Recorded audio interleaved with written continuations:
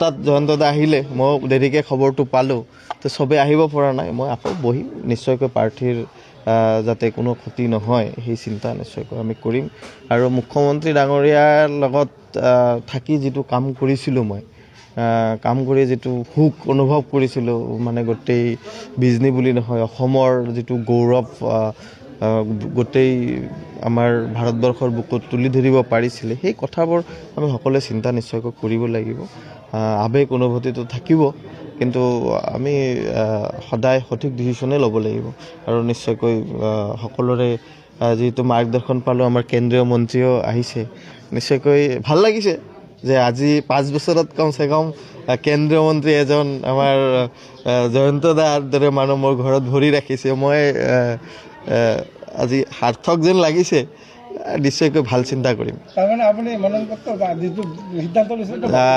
এতিয়া কথাটো এনেকুৱা মোৰ আৰু সমৰ্থক আছে মই আৰু এবাৰ বহিম নিশ্চয়কৈ এটা পজিটিভ দিশত জয়ন্তদাৰ দৰে মানুহ মোৰ ঘৰত আহিলে মই আৰু বেলেগ চিন্তা নিশ্চয় কৰিব নোৱাৰোঁ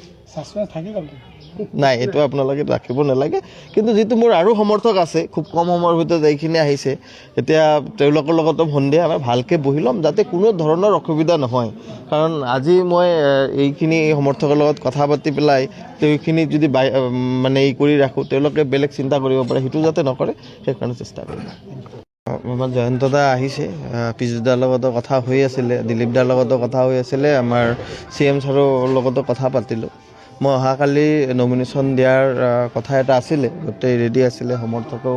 বিভিন্ন সময়ত তেওঁলোকে কৈ আছিলে যেন আমি নমিনেশ্যন দিব লাগে যিহেতু মই